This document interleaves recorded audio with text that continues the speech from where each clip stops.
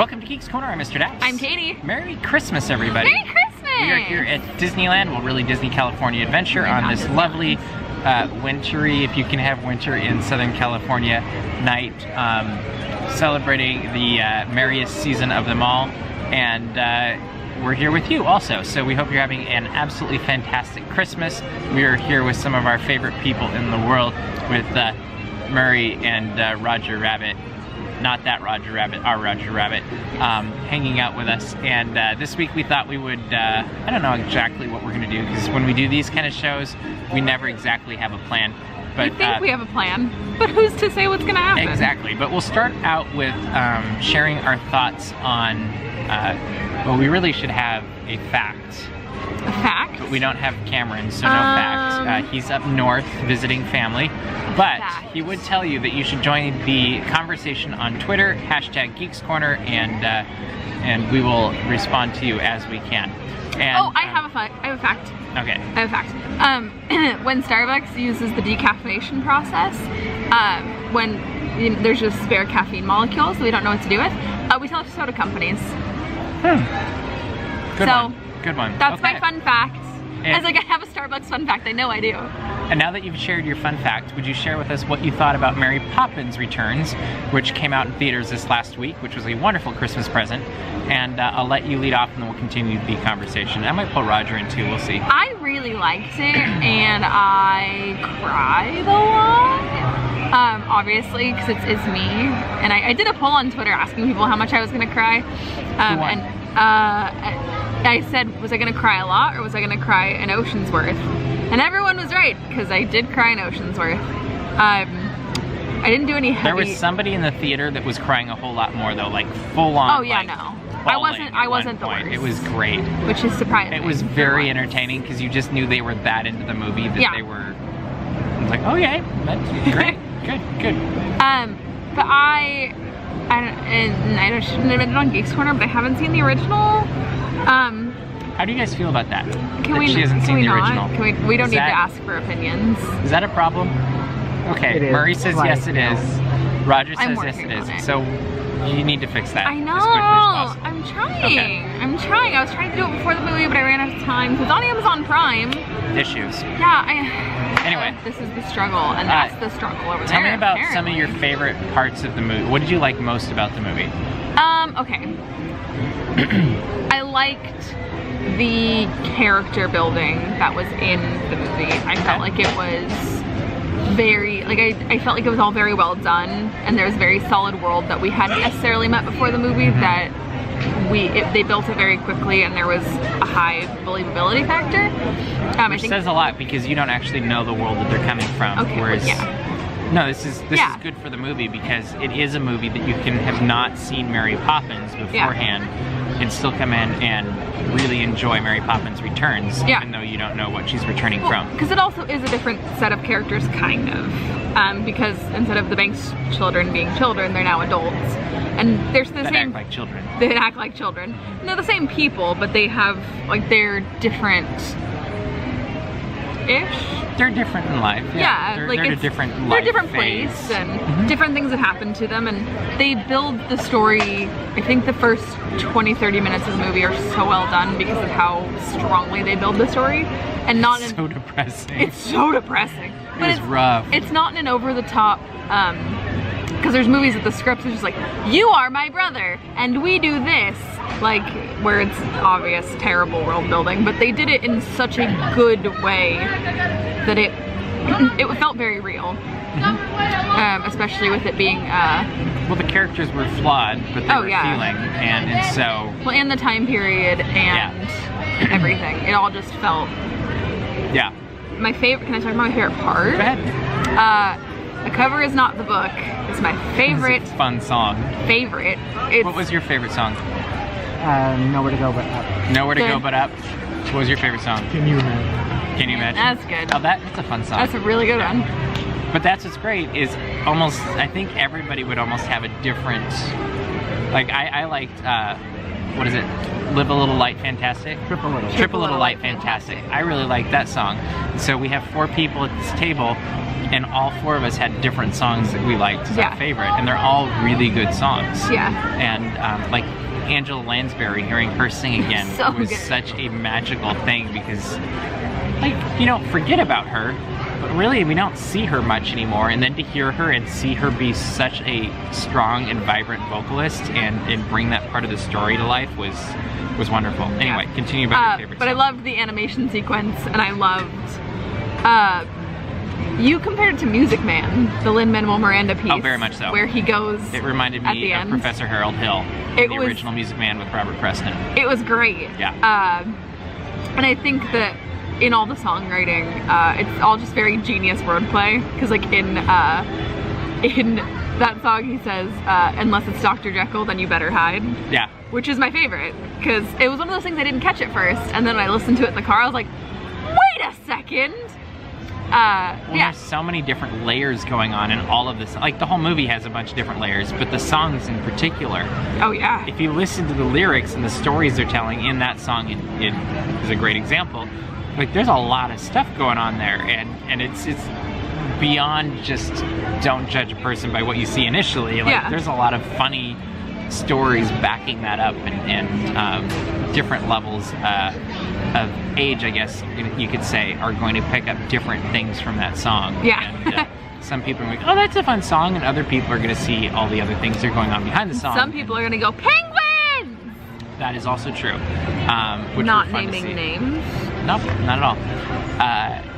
Yeah, that was really good. And what character did you resonate most with? Ooh. Is it a cheap shot to say Mary Poppins?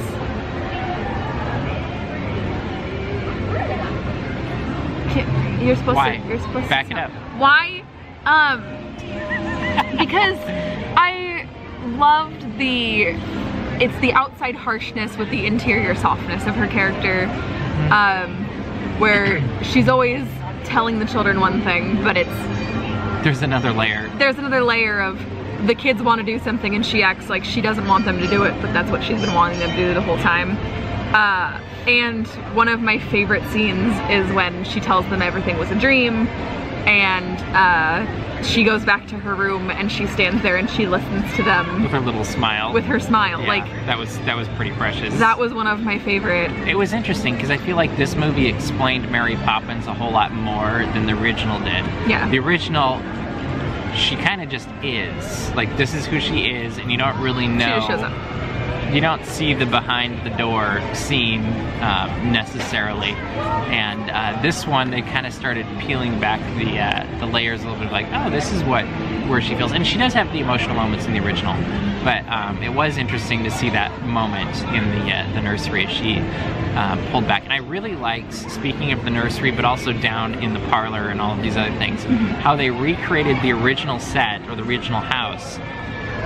Pushed it forward however many, 25, 30 years. Yeah. And so if you looked at it structurally, it's the same house, but clearly it's been lived in, it's been changed, it's There's been families, there's been... yeah, it's a different family that lives there now. It's the next generation, and that Yeah. was pretty cool, I thought, as well. Who's your favorite character? Michael. You liked Michael? I like Michael. Okay. He was built really well in this movie. He was. Ben Whishaw, right? Ben Whishaw, And he was super good in it. He sang that song right at the beginning that he sings Oh. to. That's heartbreaking and beautiful. And boy. like, I really think that set the tone for the emotional journey the movie was going to take you on That's through for the sure. rest of the movie. And I can't fault that song at all. Like, that No. might be emotionally the strongest song in the movie. Definitely. Because it really, I feel like everybody in the theater was feeling something. Well, and by the end of that. it sets you Well, up for beginning of that. his character as this guy lost without his wife, and it's so sad. Yeah. It's so sad. And who's not his dad? Like, I felt like that was weighing on him too, is because he wasn't his dad, the banker. Yeah. He was, no, I'm an artist. Like, Yeah. no, I don't make money. Like, that was, I thought, a very interesting thing to add. Who was your favorite character? Georgie. He was the most fun, wasn't he? Yeah. It's like when Georgie got lost in the park. And Right he at the found a beginning. lady. Yeah. That was good. There was really quite a few really cute moments that didn't always take the story somewhere, but they built into the world building Yeah. of where they were living and what they were doing.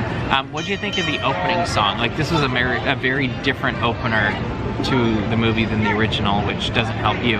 But but what do you think of seeing Jack riding his bike through London, singing about the London skies?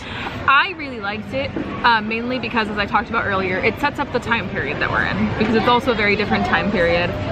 Economically, it's a different London than the first film. And I think it was kind of not the setup to the Banks family, because we're gonna get that. It was the setup to where London is now, and what the outside pressures are, because that starts to make sense of why does he need a job as a banker? Why can't he just make art? Why is the house a big deal? Like, it sets up that. Yeah. And I just like Lin-Manuel Miranda, but I thought... And it's interesting listening you speak about that, because the first movie really starts off optimistically, and this movie kind of did, but not really. Like, they're singing about being in the middle of the slump, and it's really setting up a much more gray tale, I guess you could say, which just carries on as the story progresses. Of this isn't the happy, you know, everything optimistic and the world's getting better time. It's a struggle time, and I think they did a really good job with building that up. And then one thing I liked that they did musically right after that is right after the song goes, they go into their overture, the credits or whatever. Yeah. And did anybody else feel like that sounded like the opener for The Sound of Music? As the run up, it sounded like the opening overture to The Sound of Music, and I was curious if they did that intentionally to kind of frame the movie in that timeless classic musical stand or ballpark, whatever you want to call it. But I thought throughout the story, multiple times Mark Shaman pulled moments, mostly from Mary Poppins, where it was something that was very iconic and recognizable, whether it's the children's song where the nanny song, where they're, what is that called? It's a nanny song, where they're singing about which nanny they want at the beginning, at the end of something, or there's a couple other moments. I think there was a nod to Let's Go Fly a Kite. Oh, that one got me. And, that one got me. but it was really wonderfully done, where you had these nods to the past, but really it was a completely new soundtrack that would totally stand on its own even without the nods to the past. It was, I thought, very solid. I think the soundtrack did the Sherman Brothers justice. Like, Yeah, it's not the Sherman Brothers, No. but it was its very own different. incarnation, and it was very well done, and I don't think it's sacrilegious to put it against the Mary Poppins album. Well, I think it's a very nice nod to what the Sherman Brothers did. Yeah. But it's just that, it's a nod. It's not a complete, like, we're gonna copy the Sherman, like, that's, there were some structural things that were very much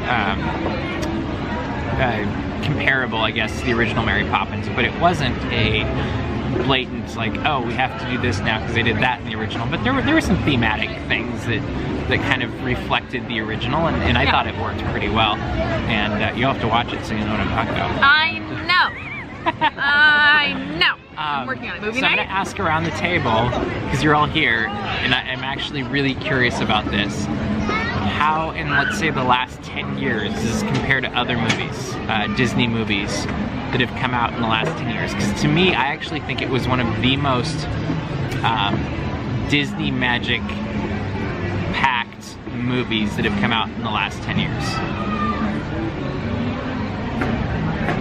I'm going to say that with Mary Poppins Returns, it's one of those things that paid... It's one of those like early live action Disney films from like the 50s, 60s, 70s. Mm-hmm. It was very similar to that. Yeah. That we haven't, that, like you said, we haven't seen in quite a while. Yeah, it really was. It just added, you know. It was a pullback from the past, but timeless and made today. Yeah. And then, Murray, what would you say in the last 10 years was the most Disney magic packed film to come out? Last 10 years, You can go a little bit further if you want. But well, I think would be this, just because as far as what I can think, the last 10 years have been more remix than like an original. Well, I would even include, you could include Disney animated features too in that last 10 years. Did you take that into account, Roger? I did not, no. Would you still say this one was the most? I would think so, yeah. Okay.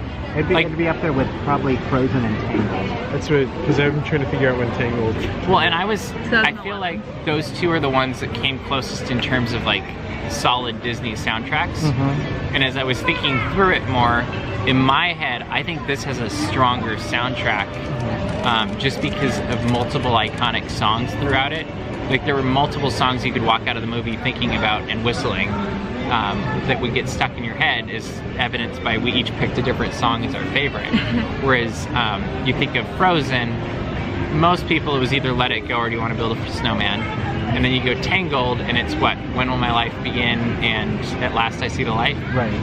Maybe a few villain fans loved Mother Knows Best. You Gotta Dream, that's a good one too. But even that's 4 songs versus, we really didn't talk about, was it Topsy Turvy? Was hilarious with Meryl Streep. And what was it? It's Turning, yeah, that one. And then there was the Michael song at the beginning that's not a happy song, but it's a gorgeous, heartbreaking piece And as well. There's the song in the bowl. The bowl the song. music hall. And then you just go back to Cover Is Not a Book, which that's just such a fun song.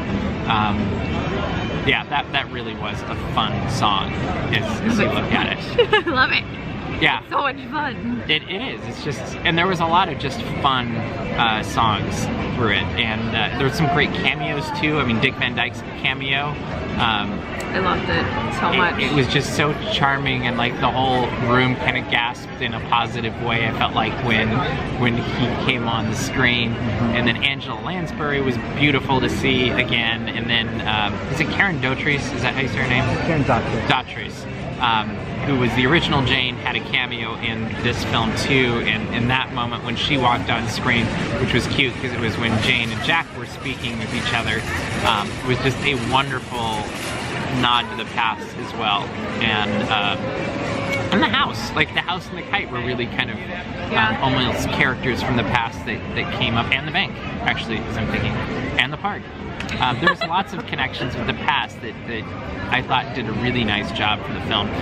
So out of 5, if you were to give it 5 stars or 5 hat tips or whatever, 1 to 5, 1 being low, 5 being great, what would you rate this film? 5. 5? 5. 5? 5? That was good. He's like 5. We're a show full of 5s, man. It is. We have a long legacy with 5. We do. And that's why we picked 5 this week. This is Geeks Corner history. Geek out.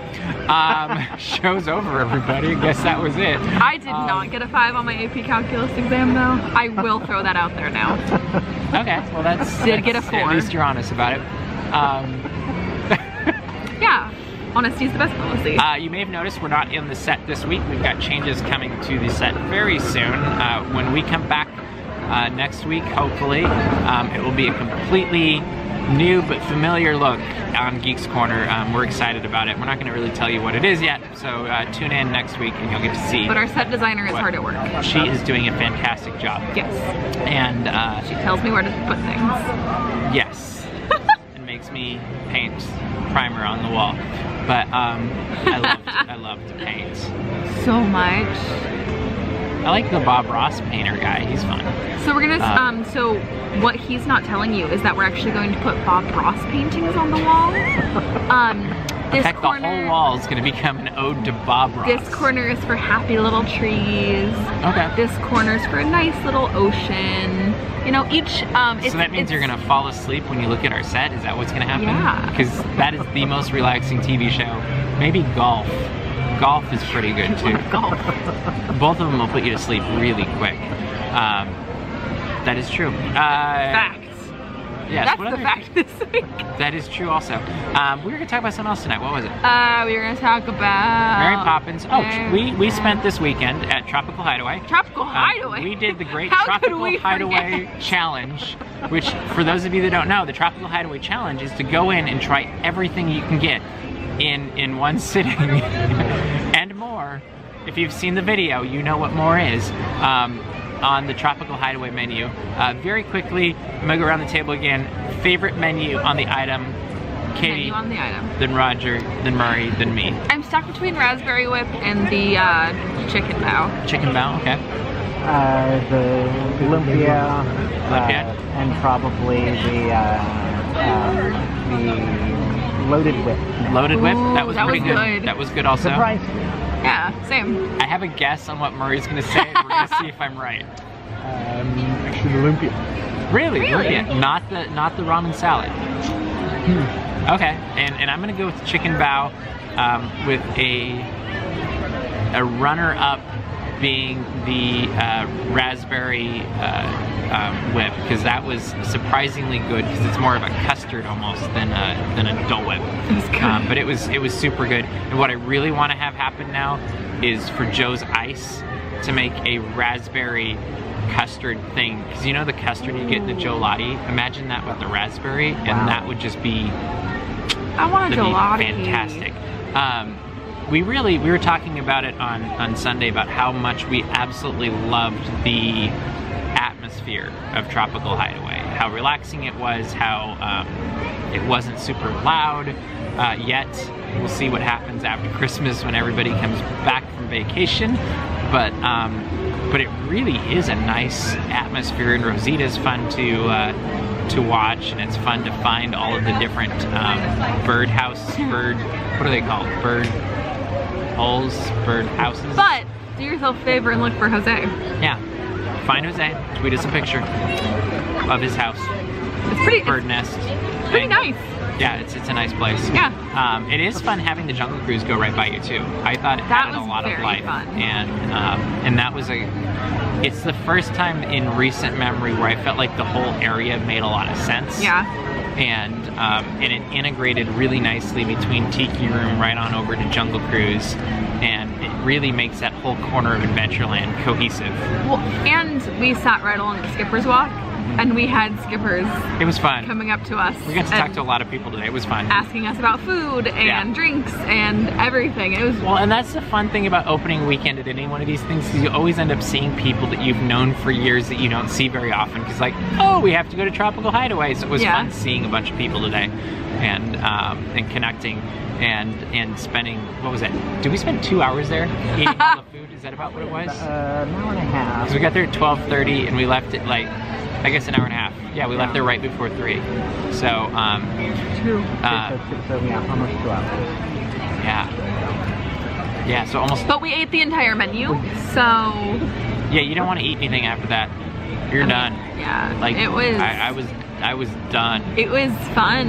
I did stay awake through Small World after that though, and that was rather impressive. Because Yeah. after you eat that much food, and then it was that much food, Shoes. and then that much sugar. I was trying to say sugar and food, and it just Shoes. shoot. It makes it harder to stay awake on a really relaxing slow boat. That's The world. for sure. I definitely wanted to. I was like, I could just, no one would notice. I could just So, sleep.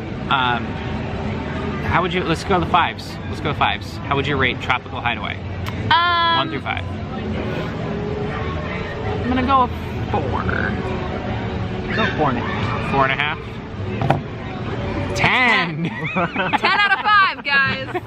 I was gonna say 4.5 too, so that averages out to like 7, I think, still. But, Yeah. You can let us know in the comments what that really averages out, because I'm not that great at math. We have already established that I didn't get a 5 on my AP Calculus exam, so if someone That was else... AP History too. What? Wasn't his? The first episode, the fact... Didn't you take AP History though? No. Oh, okay. I took AP Literature, Oh. I took AP Language and Composition, Okay. and I took AP Government. Okay. So not even close to calculus. No. Okay. Yeah, I stopped at trig stats. And I didn't Yeah. take a math my senior year. So as we start running out of time for this week's Geeks Corner, I think it'd be fun to ask, of the entire Disneyland resort, this is a lightning round kind of thing. Oh no! What is your favorite decoration? Christmas or holiday decoration at the Disneyland resort? Whoever wants to go first can just shout it out. Main Street Garland.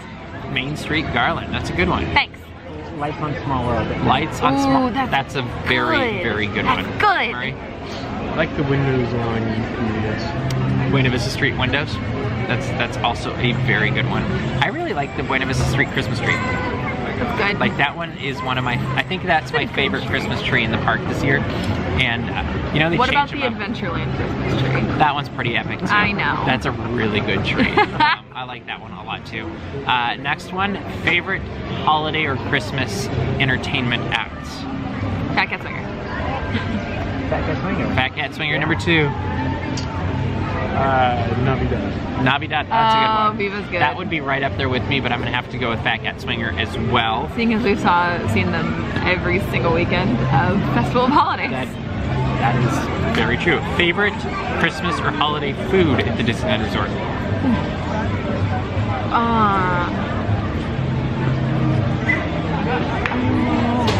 That's hard. I don't know. I don't Peppermint think ice cream is mine. good. I don't think I've eaten a lot of You holidays. can just pick one. I don't know though. Do you have a favorite? The milk chocolate candy cane chocolate creme. Milk Or chocolate chocolate, creme from yeah. Festival of Holidays. That's a good one. The pot de creme. Favorite holiday Christmas Peppermint ice cream. Peppermint ice cream for the win. Ugh, disgusting. I don't eat peppermint. I don't know what you're talking about. I don't do peppermint. Maybe if you had the peppermint ice cream, you'd like it. I don't do mint. I did eat coconut and pineapple today, and I kind of liked both of them. So maybe I'm turning over a new leaf. Maybe. Maybe. It is very possible. It's not. Favorite Christmas/holiday picture location? Photograph location. Yeah, where's your favorite Christmas/holiday photo location? Mine's gonna be the Main Street tree with the garland framing thing. That's fair. Yes. I love Small World holiday at night, but it's got to be a castle at night, especially when it's Small reflects- World of the Castle. Okay, reflects castle on the, night. in the moat. Yeah, that's pretty good. Buena Vista Street Christmas tree with Carthay in the background. Okay, that's a good one. Thanks. Favorite photo location Christmas? Ah. The bear? Oh yeah, the bear. That's hard to. Yeah, the bear's really the bear good. is very good. That is, yeah, that's an Solid. excellent choice. Solid. That, yeah. Final thing, favorite Christmas character, Disney or otherwise? I really love Donald in Town Square when he has little earmuffs and his little sweater.